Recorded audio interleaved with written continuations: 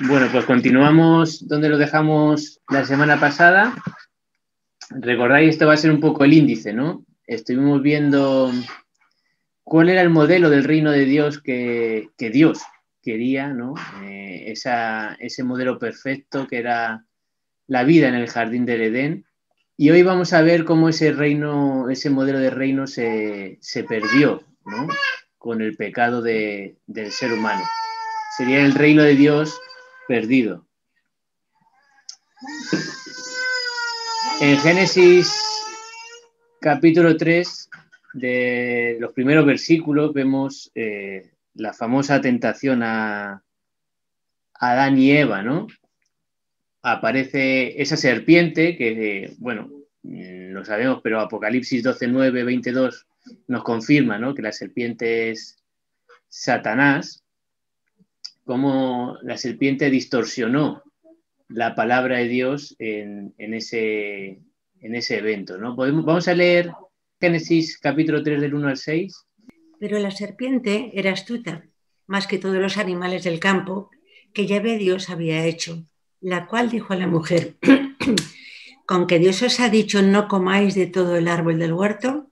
Y la mujer respondió a la serpiente, del fruto de los árboles del huerto podemos comer, pero del fruto del árbol que está en medio del huerto, dijo Dios, no comeréis de él, ni le tocaréis, para que no muráis.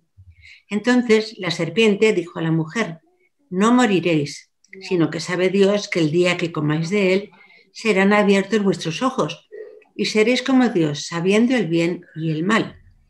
Y vio la mujer que el árbol era bueno para comer, y que era agradable a los ojos, y árbol codiciable para alcanzar la sabiduría.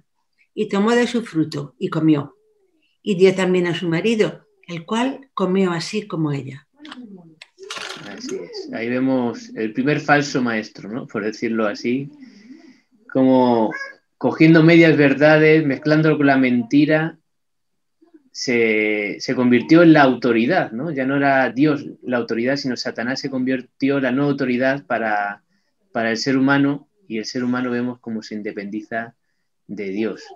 Alguna vez se cuestiona, ¿esto es una historia real? ¿Es una alegoría? ¿Es un mito? Bueno, podemos ver en Romanos 5, versículos 12 al 19, cómo Pablo se refiere a ello como una historia real, verídica, ¿no? De la serpiente, de la tentación. O sea, el propio Nuevo Testamento confirma que es una historia real, no es una historia adornada, alegorizada, medio inventada, no, fue una historia que sucedió tal cual. Y vemos, como decimos, a la serpiente, a Satanás, tergiversando, torciendo la palabra de Dios, pues de la mejor forma que uno puede engañar a un creyente, ¿no? O a una persona que busca a Dios, diciéndole algunas verdades, pero con mentiras entre medias, ¿no? Y el ser humano pues se revela y pone a Satanás, ¿no? Me ha gustado esta reflexión que leí, que realmente lo que ocurrió es que el ser humano decidió que Satanás fuera esa autoridad en lugar de Dios, haciéndole caso antes a Satanás que al propio Dios. Y vemos las consecuencias que tuvo esa desobediencia, ¿no? Vemos esas implicaciones que tuvo y cómo todas las relaciones pues que se rompieron, ¿no? Tanto entre el hombre y la mujer. Tú misma, María Ángeles, si tienes ahí Génesis, como lo tienes ya cerquita, si puedes leer el 3, versículo 16. A la mujer dijo, multiplicaré en gran manera los dolores en tus preñeces. Con dolor darás a luz los hijos, y tu deseo será para tu marido, y él se enseñoreará de ti. Ahí algunos dicen ya empezó la guerra de los sexos, ¿no? La guerra entre el hombre y la mujer por quién dominaba a quién, ¿no? Esa relación empieza ya a romperse, a deteriorarse desde ese momento del pecado. Pero también otra relación que se estropeó entre el hombre y la creación. ¿No puedes leer los 2 versículos siguientes? Sí. Y al hombre dijo, por cuanto obedeciste a la voz de tu mujer y comiste del árbol de que te mandé, diciendo, no comerás de él, maldita será la tierra por tu causa, con dolor comerás de ella todos los días de tu vida. Espinos y cardos te producirá, y comerás plantas del campo. Ese mundo perfecto, idílico, que era el patrón del reino, ¿no? El modelo reino de Dios, el jardín del Edén, ya no va a ser así. Ahora, entre la creación y el ser humano, va a tener que trabajar, o sea, la tierra ya va a producir espinos, no va a ser todo tan feliz, ¿no? Ese trabajo ideal que Dios había diseñado, ahora va a ser un trabajo pesado. Y hoy cosechamos esas consecuencias también, ¿no? En los trabajos de hoy en día y nuestra relación con la naturaleza. Y tú mismo, María Ángeles, también versículo 9 y 24 del capítulo 3. Sí. Dice, mas Yahvé, Dios llamó al hombre y le dijo, ¿dónde estás tú? Y luego el versículo 24. Echó pues fuera al hombre y puso al oriente del huerto de Edén querubines y una espada encendida que se revolvía por todos lados para guardar el camino del árbol de la vida.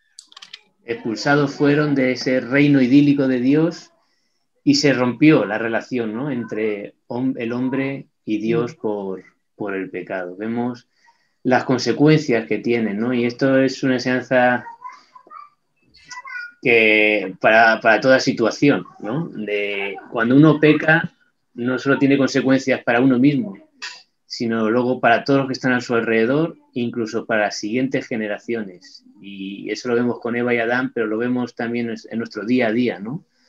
Cuando uno quebranta esa relación con Dios, cuando uno cae en pecado, las implicaciones que tiene para la vida de uno mismo, pero también para los que de su alrededor, incluso para las siguientes generaciones de esa misma familia puede tener. Y así vemos cómo Satanás mintió, porque Dios estaba lo cierto. Primero murieron espiritualmente, no morirán, no. Espiritualmente murieron, pero luego además físicamente entró la muerte en la humanidad.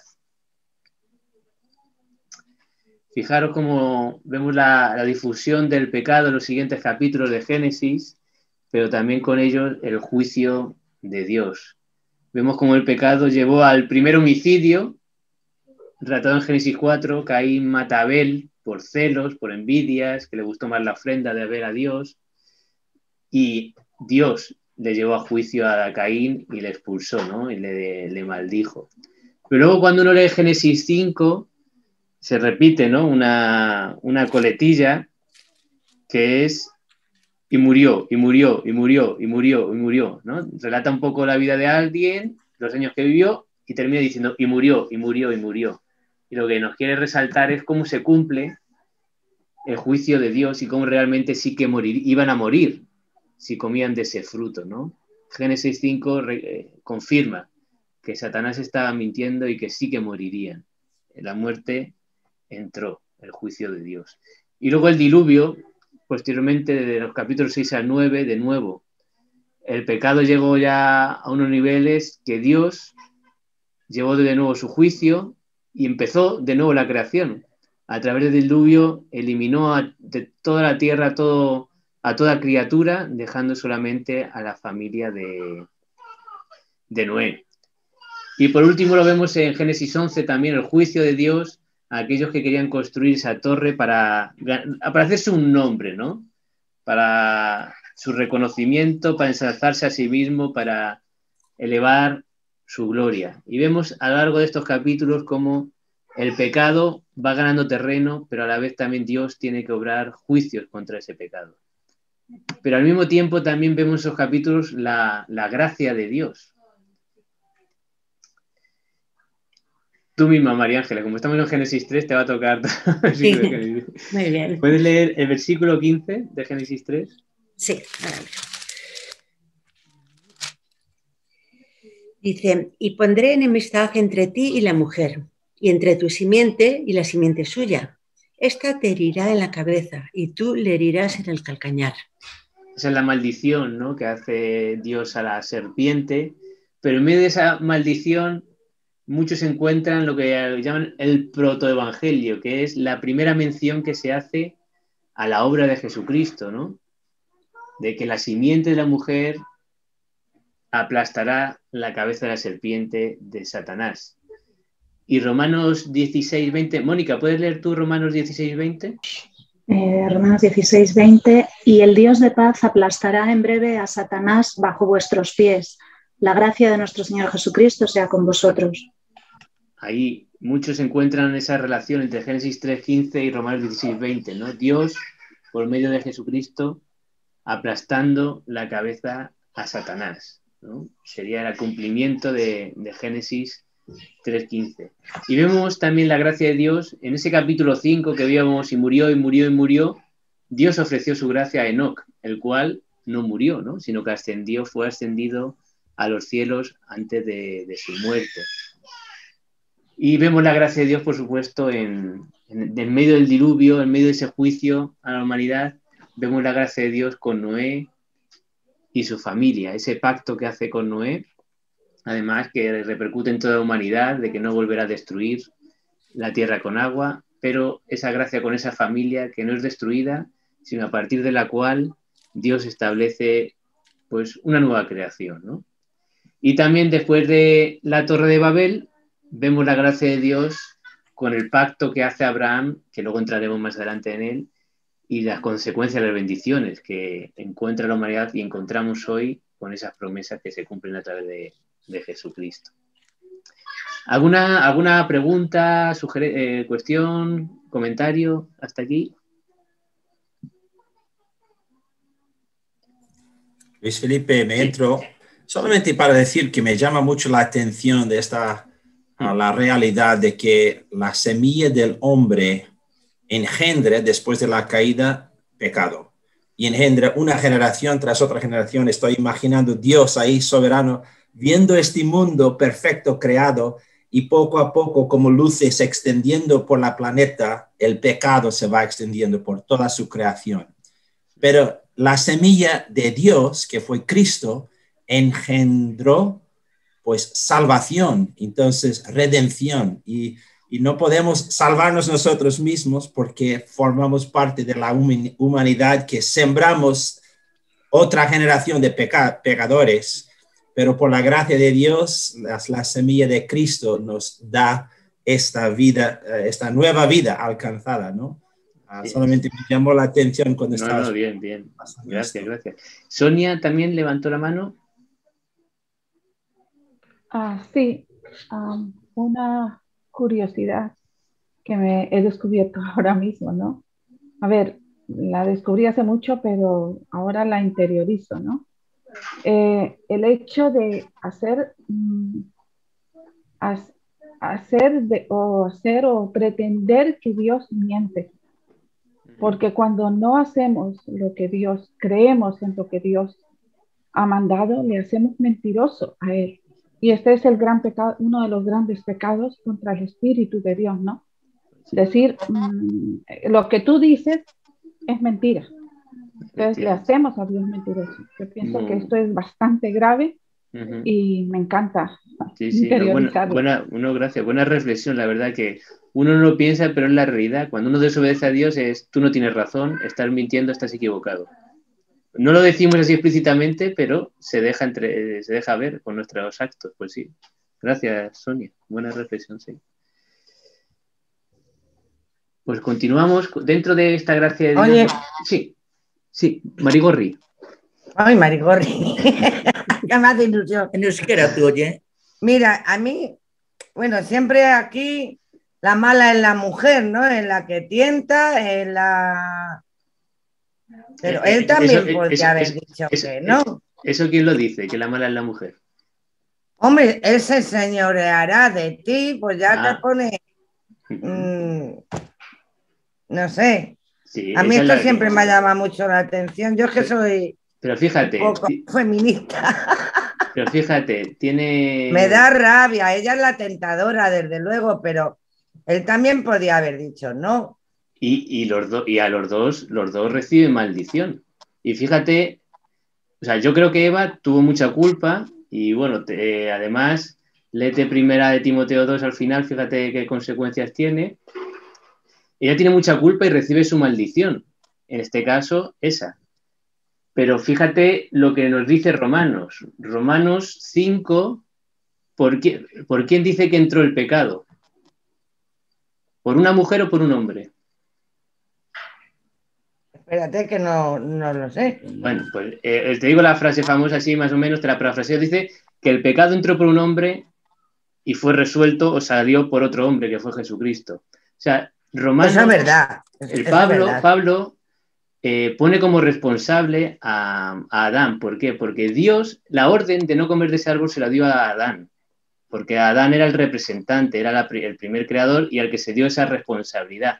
Eso como cuando nosotros tenemos una responsabilidad, imagínate, pues eso, con mi hijo, y mi hijo hace una trastada cuando ya tiene conocimiento, ¿no?, de causa. Él es culpable, pero la responsabilidad era mía, aunque los dos vamos a tener consecuencias, ¿no? En este caso, los dos tuvieron consecuencias, pero la Biblia constata que el responsable por el cual entró el pecado no fue Eva, sino fue Adán. Los católicos a veces, alguna vez he escuchado, claro, en su doctrina, ellos lo que dicen es, contrario a lo que dice la Biblia, que el pecado entró por una mujer y salió por otra mujer. Entró por Eva y se solucionó por María, porque María engendró a Jesucristo. Pero la Biblia no dice eso. La Biblia dice que el pecado entró por un hombre y salió por otro. Muy bien. Luis pero ambos son responsables y ambos tuvieron sus consecuencias, ellos y nosotros las heredamos. He visto dos manos levantadas, Loli y luego Sonia. Sí. Bueno, yo era, sí, a colación también lo que decía Mari Carmen, la de José Luis, que efectivamente a mí también me da rabia que al principio la Biblia, la mujer la pone y el hombre se enseñoreará de la mujer, pero yo luego veo que cuando nosotros obedecemos a Dios, ¿no? Y ahí lo veo, yo lo resuelvo para mí, ¿no?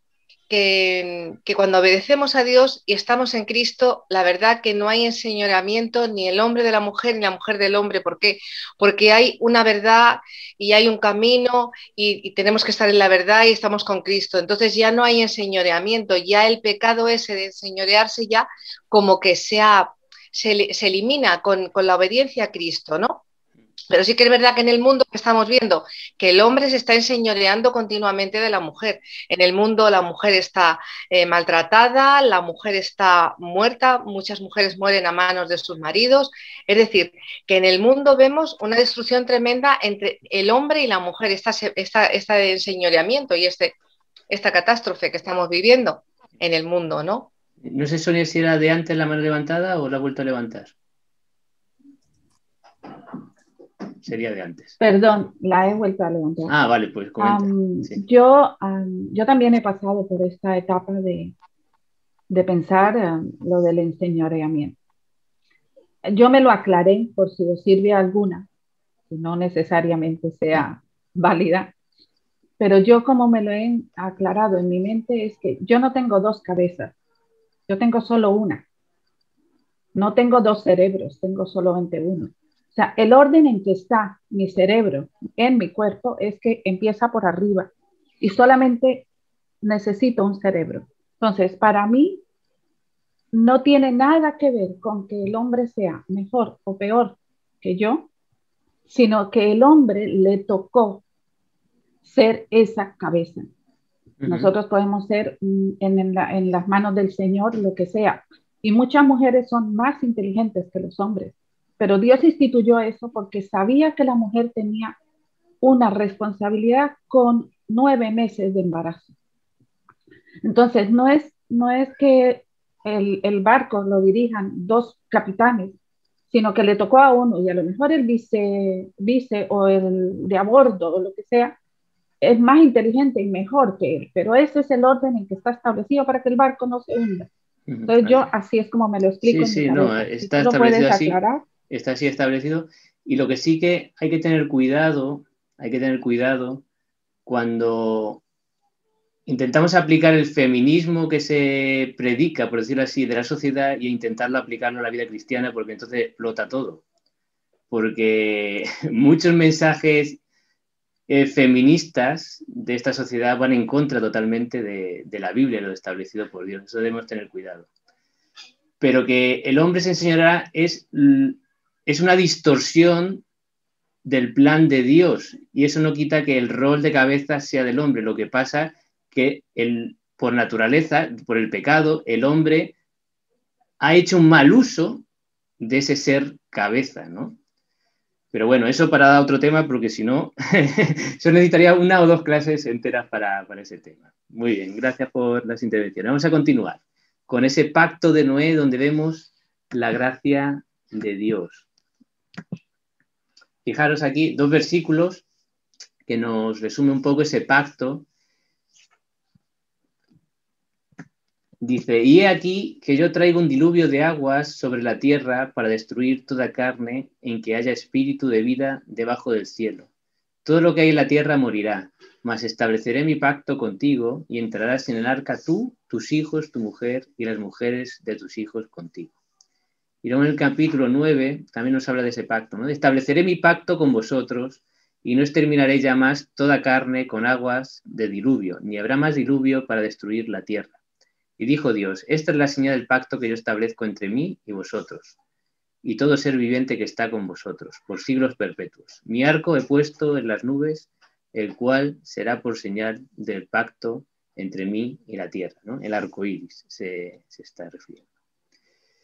Podemos, dentro de ese juicio de Dios, que a veces nos puede parecer tremendo, destruir a todo ser humano, pero que dice que el pecado ya había llegado a unos extremos que Dios decidió establecer, reiniciar, ¿no? Reiniciar la creación. Y podemos ver muchos paralelismos entre Génesis 1 y Génesis 9, es como una nueva creación.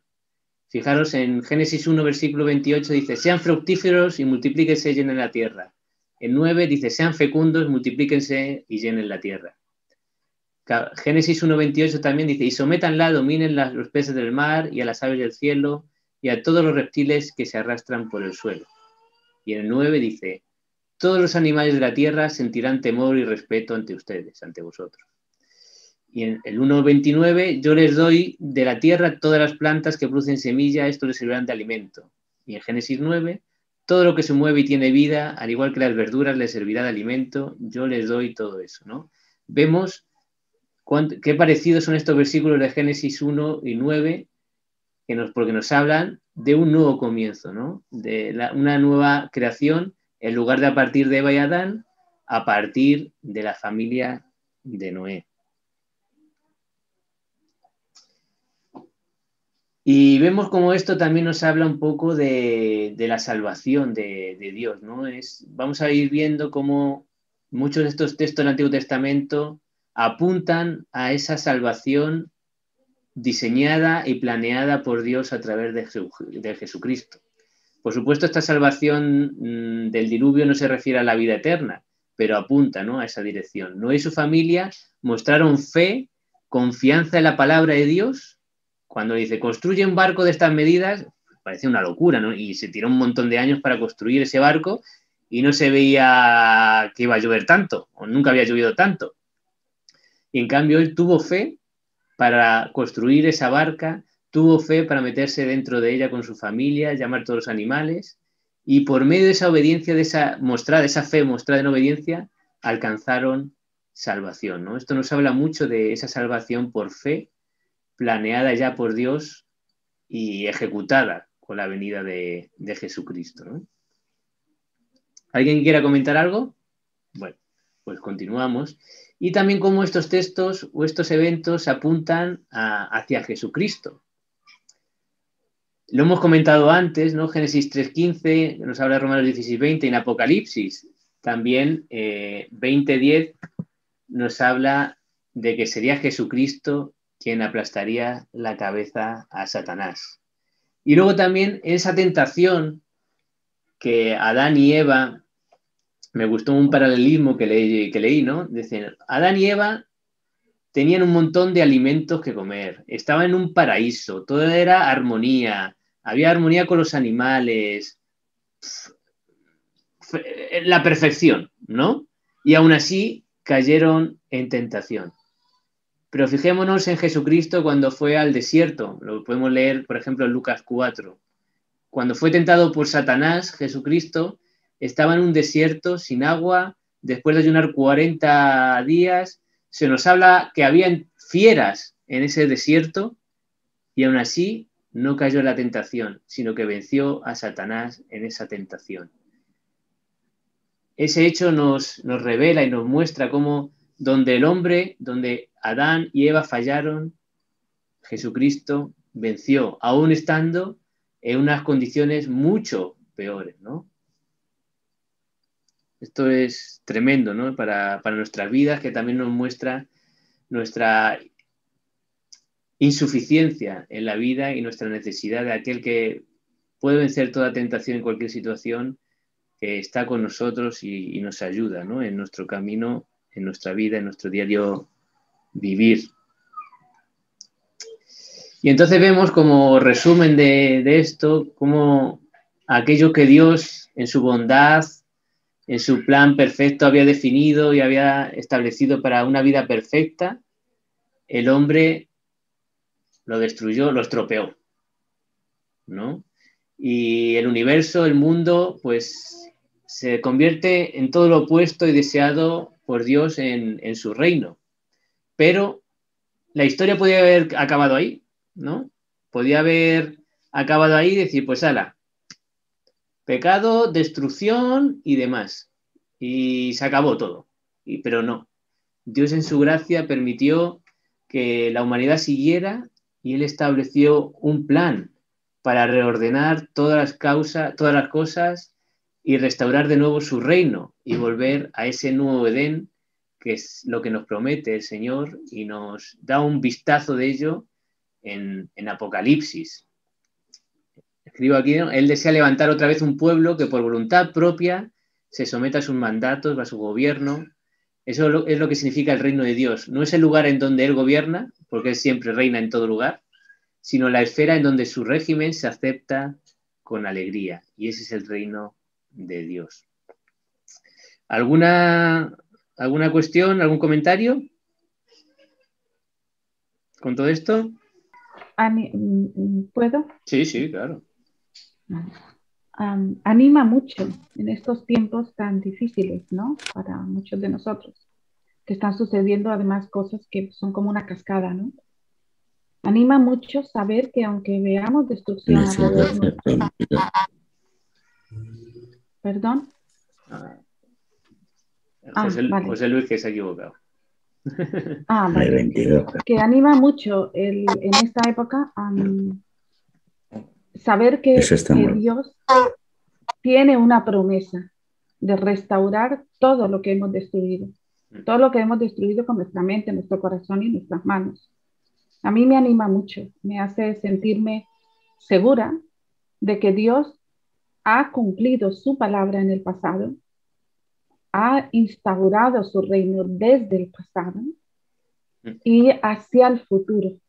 Amén. O sea que todo está hecho, todo el futuro está hecho ahora. Y eso me reconforta mucho, me anima mucho, aunque andemos a veces en oscuridad. Y eso es vivir con fe. A veces decimos, yo vivo por fe, y no sé por qué esa frase se asocia al tema del dinero, ¿no? Pero vivir por fe es eso. Vivir por fe es ver destrucción, ver maldad, pero saber que Dios va a restaurar todo, que nos está esperando, ¿no? Con los brazos abiertos y que todo esto se revertirá. Eso es vivir por fe. Amén. Gracias, Sonia. Pues luego continuamos unos minutillos, como todavía es pronto. Vamos a continuar con el siguiente capítulo, que sería el reino prometido, ¿no? Hemos visto el patrón del reino, es decir, el modelo de reino de Dios, que sería el jardín del Edén, cómo ese reino de Dios se perdió por el pecado, pero cómo Dios a través de Abraham intenta restaurarlo y hace ya después del protoevangelio, este de Génesis 3:15, más abiertamente, más esclarecedor, son las promesas que Dios hace a Abraham en ese pacto. Interesante, al final de Génesis 11, cómo se establece, mirando las genealogías, que hemos hablado ya de ellas, que parecen muy aburridas y no sabe el sentido, pero luego uno cuando va profundizando y va escuchando, ¿no? Y aprendiendo de otros, pues, que han estudiado mucho el tema de las genealogías, pues descubre enseñanzas que uno no hubiera caído. Y vemos esta genealogía desde Adán, cómo se establecen, por llamarlo así, es una forma de hablar, la línea genealógica del impío y del justo, por decirlo, de alguna forma, ¿no? Cómo toda la generación de Caín murió en el diluvio. En cambio, la de Set, que fue el siguiente hijo después de Abel y Caín, tras la muerte de Abel, que nació, a través de Set vino Enoc, que no murió, y a través de Enoc vino Noé. Es decir, que parte de la genealogía de Set sí que siguió viviendo y existiendo. Fue a través de esa línea genealógica que Dios estableció el seguir con la humanidad y establecer el pacto hasta llegar a Abraham, ¿no? Dentro incluso de la familia de Noé, pues el evento este de pues, que su hijo Cam lo ve desnudo, se ríe, no sé qué, tal, también lo maldice, y por ello no procede de Cam el plan de salvación, sino va a ser a través de su hijo Sem. De ahí el tema de los semitas, ¿no? Porque proceden de Sem. Y es a través de la genealogía de Sem que vendría Abraham, con el cual Dios establecería su pacto y a través del cual nacería la nación de Israel y de su descendencia Jesucristo. Y vemos como este pacto con Abraham, que aunque hay varios pasajes que nos hablan de ese pacto, pero se inicia en Génesis 12, 1 al 3, dice, pero Jehová había dicho a Abraham, vete de tu tierra y de tu parentela y de la casa de tu padre a la tierra que te mostraré. Y haré de ti una nación grande y te bendeciré y engrandeceré tu nombre y serás bendición. Bendeciré a los que te bendijeren y a los que te maldijeren maldeciré. Y serán benditas en ti todas las familias de la tierra. Me gustó esta frase de John Stott que pongo a continuación. Dice que se puede decir con certeza y sin exagerar que no solo el resto del Antiguo Testamento, sino que también todo el Nuevo Testamento son el resultado de estas promesas, ¿no? Muchos consideran este pasaje como uno de los más determinantes y que da sentido al resto de la Biblia. Sin este pasaje no se entiende el resto de la Biblia, porque todo comienza a partir de estas promesas hechas de Dios a Abraham. Que alguna parte pues se cumple en el propio Abraham, ¿no? Porque Abraham pues tuvo una gran descendencia, a través de, bueno, se genera la nación de Israel, tuvo riqueza, fue bastante bendecido materialmente, pero luego esta bendición que tiene un alcance universal, ¿no? El de serán benditas en ti todas las familias de la tierra, que luego vamos a ver en Gálatas. Pablo nos esclarece de cómo eso se cumple en Jesucristo, a través de su simiente Jesucristo. Bueno, tenía aquí preparada esta pregunta, pero yo creo que ya quedó bastante desarrollada en la clase anterior. Antonio ahí con lo de Israel, luego Jorge con lo de Abraham, pues yo creo que ya la tocamos, ¿no? ¿Por qué escogió Dios a Abraham para hacer un pacto con él, ¿no? Y no a cualquier otra persona de la tierra, ¿no? Y vemos que incluso pues era pagano, no encontraba el otro día el versículo, pero era Josué 24, 2, 3. Fijaros lo que dice, y dijo Josué a todo el pueblo, así dice Jehová Dios de Israel, vuestros padres habitaron antiguamente al otro lado del río, esto es, Taré, padre de Abraham y de Nacor, y servían a dioses extraños. Y yo tomé a vuestro padre Abraham del otro lado del río y lo traje por toda la tierra de Canaán y aumenté su descendencia de Isaac. O sea, Abraham junto con sus padres, sus tíos, pues vivían en el paganismo, adorando a otros dioses. Pero como Dios, en su gracia, escogió a Abraham para establecer este pacto y a través de él esa descendencia. Lo que sí que es cierto que luego Abraham respondió con fe, creyendo a esas promesas de Dios y a través de sus obras mostró su fe, nos dice Romanos, ¿no? Pero no es que Abraham ya fuera un buen creyente y dice, pues mira, voy a coger a este, ¿no? Vivía en el paganismo, pero Dios decidió por misericordia y gracia a un hombre a través del cual él ejecutar el plan de salvación. Y como os decía, pues este pacto que hace Dios con Abraham, pues lo podemos ver en capítulo 12, los primeros 3 versículos, luego en Génesis 15, del 9 al 21, es el ritual del pacto, en Génesis 17 y en 2 versículos de Génesis 22. Pero lo característico de este pacto, ¿no? Un pacto normalmente en aquella época se hacía bastante entre los reyes, y se obligaban mutuamente, ¿no? A que cada uno tenía que cumplir una cuestión, unas obligaciones para que siguiera vigente ese pacto, pero en este caso vemos que es un pacto unilateral. Es el Dios el que se compromete a llevar a cabo todas esas promesas sin ninguna condición. No dependía de las acciones de Abraham. Podemos decir que Dios ejecutó su plan a pesar de algunas acciones de Abraham, como entregar en 2 ocasiones a su mujer a otros reyes, ¿no? A pesar de esas acciones, Dios permaneció fiel y llevó a cabo ese pacto. Y ese pacto pues apuntaba a 3 cuestiones, ¿no?, del reino de Dios. Dijimos en la primera clase, de modo así pues esquemático, resumido, para entenderlo mejor, cómo podemos resumir el reino de Dios, que es el pueblo de Dios en el lugar de Dios, bajo el gobierno de Dios, ¿no? Y Dios promete a Abraham un pueblo, su descendencia, que sería el pueblo, vamos a llamar el pueblo de Dios, un lugar que sería Canaán, pero que esa tierra de Dios, sabemos por pasajes del Nuevo Testamento cómo apuntaban a un lugar de Dios más excelso, que es el Nuevo Edén, la Nueva Jerusalén, y establece bajo el gobierno de Dios, ¿no? La maldición de la caída pues sería reemplazada por la bendición de la salvación. Y vamos a leer, Sara, ¿puedes leer tú Gálatas 3, versículos 16 y 29?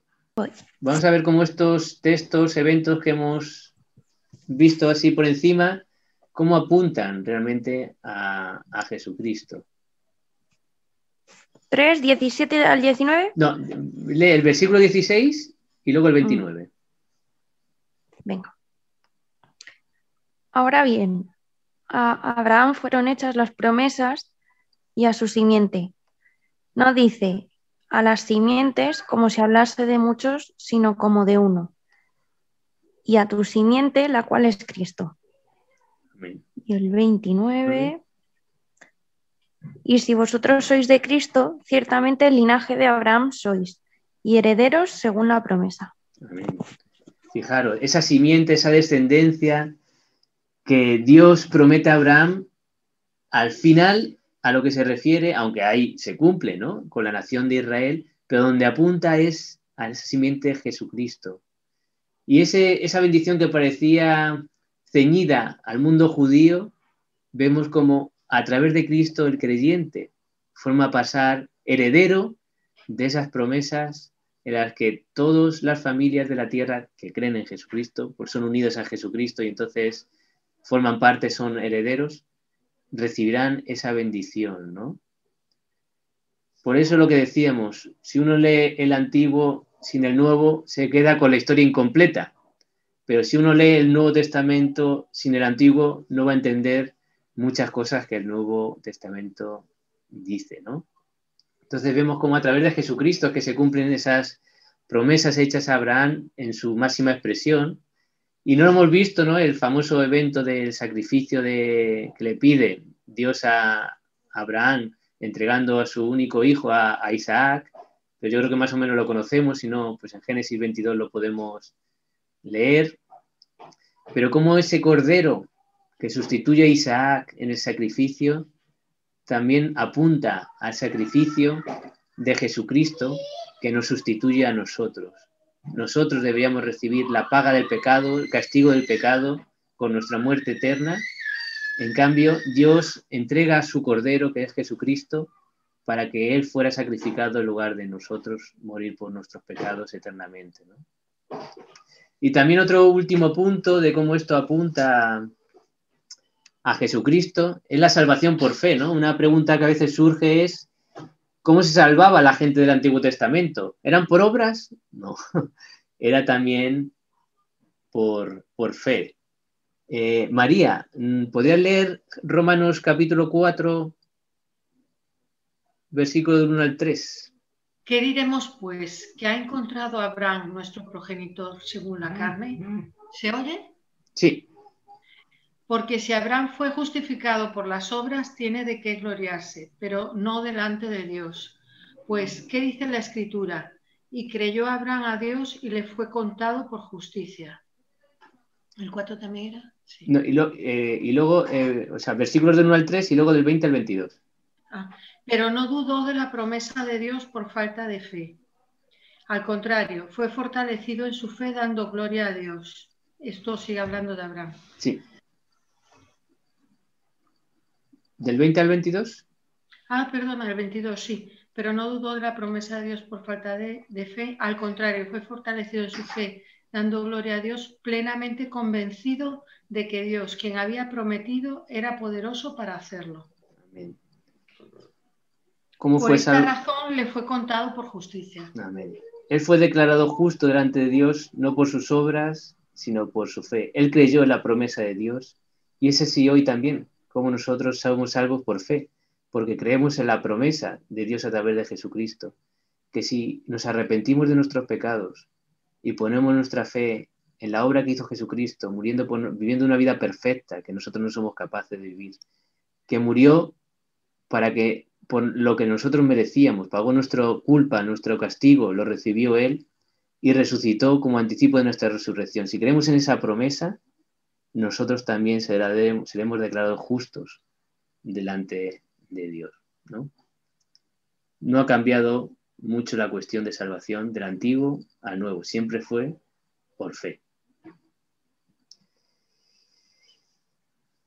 Y bueno, pues vemos estos primeros capítulos que hemos estado viendo de Génesis, retomaremos la semana que viene, pero vemos cómo ha sido una panorámica de muchos años, cronológicamente hablando, pero Dios en la transmisión a través de su palabra que ha querido hacer a la humanidad, no se ha metido en detalles de historia secular, sino que son eventos seleccionados que ha querido que se transmitieran a lo largo de los siglos para su plan, para sus propósitos, para enseñarnos su plan y voluntad, ¿no? Simplemente ha sido esa selección con esos propósitos de enseñarnos su plan y su voluntad. Y luego, la siguiente parte de Génesis, que entraremos más la siguiente semana, del 12 al 50, pues son historias seleccionadas según su importancia, ¿no? Aunque ya entraña pues, la vida de una familia,